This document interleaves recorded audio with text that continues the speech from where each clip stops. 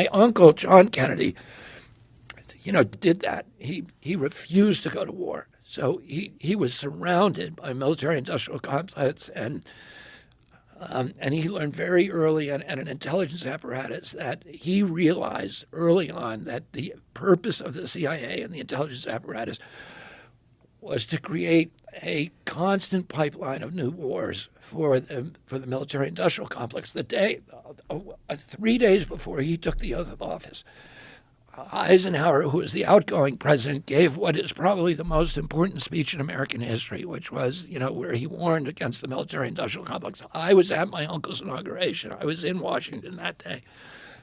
I was a 6-year-old boy. And I was sitting on the stands behind him, in front of him during his inauguration. And he understood that. And 2 months later, the military and intelligence came to him and said, we got to invade Cuba. And he was like, I'm not going to Cuba, and I'm not going to let the military. And they said, well, we got all these Cubans trained, and they're going to go attack Castro. And he said, well, we can't, the U.S. government can't be doing that. We can't be attacking. I don't like what Castro's doing down there, but it's not the United States' job to dictate what kind of governments other countries have.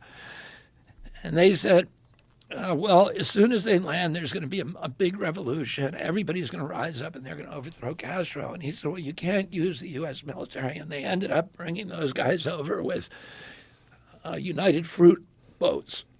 And in the middle of it, in the night, they came to him and said, they're getting wiped out on the beach, and you need to send in the military and invade. And he said, we're not going to do it. And he stepped out of that meeting, and he realized they had been lying to him and trying to trick him. And he said, I want to take the CIA and shatter it into 1,000 pieces and scatter it to the winds. And then, for the next 1,000 days of his presidency, he was at war with his military and intelligence apparatus. They tried to get him to go into Laos. He said no. They tried to get him to go into Vietnam with combat troops. They said that we need 250,000 combat troops. He refused. Everybody around him wanted him to go into Vietnam. He sent 16,000 military advisors. That's fewer people than he sent to get James Meredith into Ole Miss in Jackson, Mississippi, to get one black man into school. He sent fewer in Vietnam. They weren't allowed to fight. Many of them did. They violated the rules of engagement. In October of 1963, he heard that some of his Green Berets had been killed over there. And he said, I want a total casualty list from Vietnam. And his aide came to him and said, 75 Americans have died. He said, that's too many.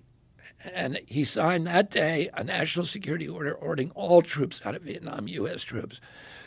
The first 1,000 over the next month, and then the rest by the beginning of 1965. And then a month later, he was killed.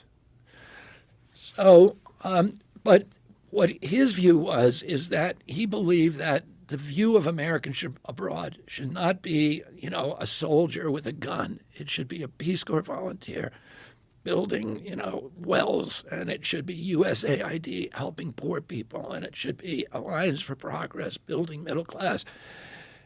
And that's what he did. And he started the Kennedy Milk Program to give nutrition to poor kids all over the world. As a result of that, in Africa today, there are more statues to John Kennedy, more boulevards named after him, more hospitals, schools, universities, avenues in all the major cities named after him than any other president.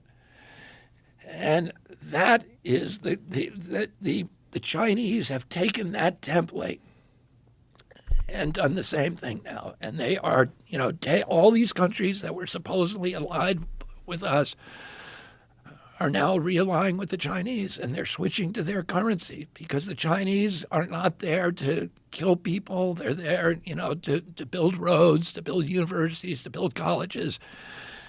And it turns out that people like that a lot more. And, we should be projecting economic power around the globe and not military power. It will make us much stronger. But what do you think happens when you get into office?